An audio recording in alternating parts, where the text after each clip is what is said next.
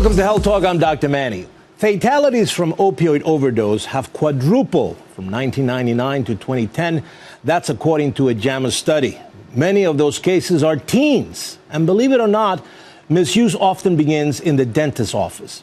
The American Dental Association recently reported dentistry is responsible for prescribing 12% of all instant-release opioids. Joining me now to talk about this growing problem is Dr. Mushkan Fajaram from Sutton Advanced Cosmetic Dentistry. Welcome, Doc. Thank you, Dr. Manny. Nice to see you. Nice to see you. Look, I'm amazed about the statistic, and the dental industry is saying that, one of the biggest groups of or health sections of prescribing pain medicines like opioids is the dental community. Do you see that as a problem? I actually do. Our industry just gives out the opioids way too quickly just to treat chronic pains. No one likes a dentist, Dr. Manny. Who are we kidding? Right. So it makes it easier when patient has a little pain to write the opioid prescription, the little narcotic, and just say, don't call me, come see me in 7 days, and everything will be better. There's a lot of legislation being thrown out there now. For instance, a couple of district attorneys in different states are trying to put legislation that says, look, we want the doctors, dentists or medical doctors, to just give out like 5 days of painkillers. The pushback from the health industry has been, well, you know what, there are certain procedures that require more pain medication. But dental procedures per se, what's the pain threshold? In other words, if you do a root canal, how many days do you really are going to be needing, opioids for pain? Almost none. You can control that much better with just taking acetaminophen and ibuprofen as a combination together. It decreases the inflammation, Dr. Manny. Right. It doesn't have all the abuse. It doesn't have all the other adverse effects of vomiting, headache, nausea. So there's really no need for that. You have a root canal unless you're really inflamed. We want to get on the alternative opioids, but let's talk about the teen population. You are one of the most prestigious dental experts here in Manhattan. When you have younger teenage patients, how do you handle them, especially if they're demanding painkillers? I have, unfortunately, a lot of them who come in and literally write the prescription for you, telling you what they want. And my answer to them is no. You just take, if you really have a lot of pain, you take Advil, you just mix it with Tylenol and you should be fine. They do question you a lot of time, and they do tell you that, no, my pain is really severe and I need to go back to school. But my answer is just simply no. Right. Now, dental surgery, especially gum surgery, is, it's debilitating and painful. Are there any things that people can do? You talked about Advil, Tylenol.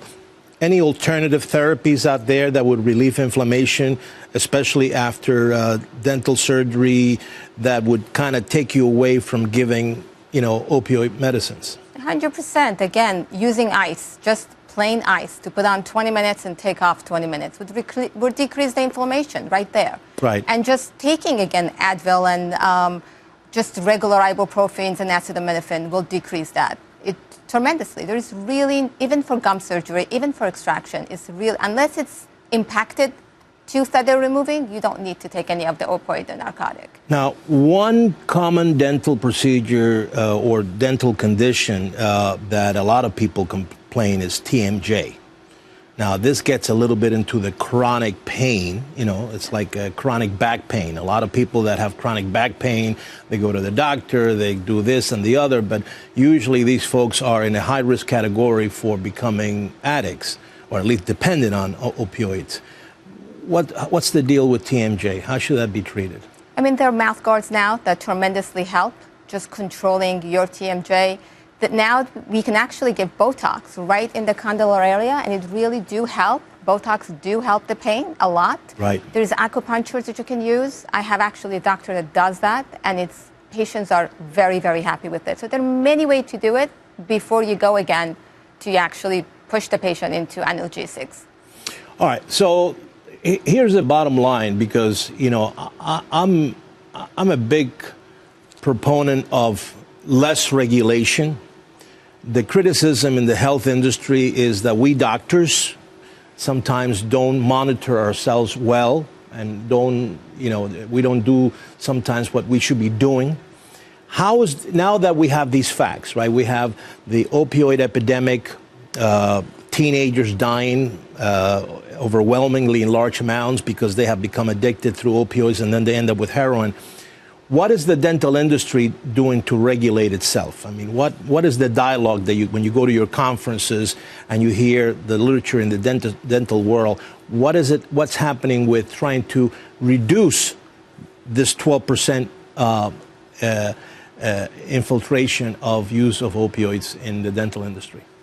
Sadly, there isn't much talk, Dr. Manny. There really isn't. I do go to a lot of conferences, and it really isn't because a lot of surgeons are pushing that there is a need for it. So sadly, there really isn't much talk about it. But now this whole thing with the DEA regulating us to do the e-prescribe versus a regular prescription by pad, that regulates it a lot more. Because the patient cannot go to oral surgeon, get a Vicodin, and then come to me and ask for Vicodin because by then, we get alerted by that. The pharmacy gets alerted. So that helps a little bit to regulate it.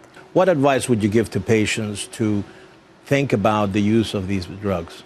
Same advice I give to my own kid and my own family, Dr. Manny. You don't need it. If you're an adult and you take it and you bring it and you put it in your cabinet, it's going to end up in your children's room. You know that. That's where children gets it. You don't need it. And if your children are having the dental thing, they don't need it either. Just do it by Tylenol and they should be fine. All right. Well, listen, you're the expert. Thank you, Best in New York for sure. Well, thank you so much for joining us. Very important segment. I never realized that, through dentistry, people are also getting exposed to these medications. So thank you very much for being here. Thank you, Dr. Manny. And if you have a health question, tweet me at Dr. Manny on Fox. Until next time, I'm Dr. Manny.